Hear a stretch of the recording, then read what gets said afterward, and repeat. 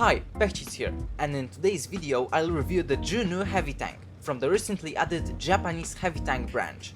So, let's get started. Armament on the Junu tank does not really stand out when compared to the rest of the tier 6, which from that point on will be a recurring theme in this tech tree line.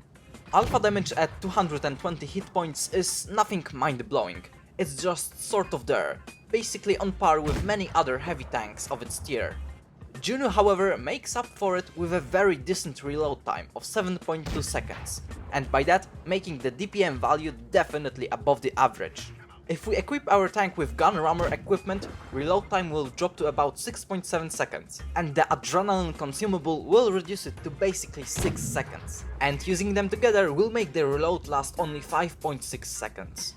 Penetration on Junu is not exactly that good, since it sits just below what other tanks have to offer. 145mm of penetration on AP rounds and 195mm on APCR rounds are actually one of the worst values in heavy tanks of tier 6. Calibrated shells equipment will add 7 extra millimeters on AP rounds and 10 additional millimeters on APCR rounds, which could help a little, but I doubt it would make a real difference in most of the scenarios. In short, Junu should have no issues while fighting tier 6, but tier 7 may be problematic and force us to use premium ammunition. Gun handling on Junu, in simple words, is actually not that bad. Gun dispersion on this tank is a really nice figure that stands out from its competitors, and we can make it even better by using the refined gun equipment, which will reduce the dispersion from 0.344 to about 0.310, making it super precise. On the other hand, aim time of 5.1 seconds is actually not the best, but with the gun already so accurate in the first place, it shouldn't be much of an issue. There is a room for improvement, however, and that's by using vertical stabilizer equipment to bring down the aim time to about 4.8 seconds, and enhanced gun laying drive, which will drop the aim time to about 4.7 seconds, and using them together will make the aim time last only 4.3 seconds. Although Junu has only 6 degrees of gun depression, on the course of the games I played with this tank, I did not find it to be an issue at all. The silhouette of this tank is not very large, so artificially gun depression is improved slightly. So to sum up, gun on the Junu is nothing out of the ordinary. It's not outstanding but not underperforming either, and it simply does its job well. By now it's not a surprise that Japanese heavies are all about armor, and Junu is no exception to that rule. I found myself bouncing a ton of shots, which means that in the right hands this tank can be very powerful. It of course is not impenetrable, but can stand very well against most of the incoming shots. Frontally, when facing the same tier, it holds up very well. Besides the obvious cupola on the turret, the only weak spots are this thin little bar separating the lower and middle glasses plate and the drivetrain hubs on both of the edges of the lower plate. Rest of the hull and the turret should be able to bounce most of the standard shells of its tier, which as I said makes this tank potential absolutely huge.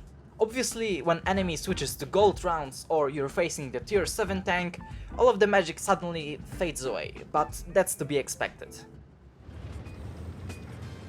Mobility-wise, Junu does relatively decent. It's not unbelievably fast, but is very agile and nimble when compared with other heavy tanks of its tier. Engine power boost consumable can be equipped to make it even faster, but that's only for a limited duration, so it's perfect with getting to the position in time. Junu manages to deliver unique experience unlike any other tier 6 heavy tank. Combination of very good armor and relatively high mobility make this tank a great option not only for experienced players, who in the good circumstances can make this tank work really efficiently, but also for newer players, so that armor will make mistakes made less painful. Although Junu seems like a great tank, I don't think it will replace current IRL 44 tournament meta.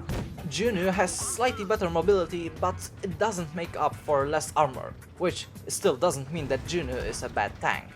Junu in fact is very universal, and I must admit I really enjoyed that.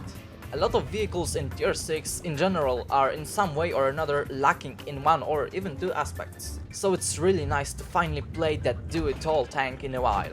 We should keep in mind that Juno is still a tier 6 vehicle, so whether or not it's going to be played solely depends on players' tier preferences. So if you're not a huge fan of tier 6, I guess there's no real point in keeping this tank in garage, since it's not a meta or outstanding in any way. But I expect tier 6 enjoyers to play this tank fairly often. So that's how Juno presents itself. Definitely a nice upgrade from tier 5. And undeniably a good mix of fun and efficiency, which I expect newer players to stick to for at least a while.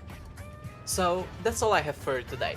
Thanks for watching, stay tuned for more, and see ya!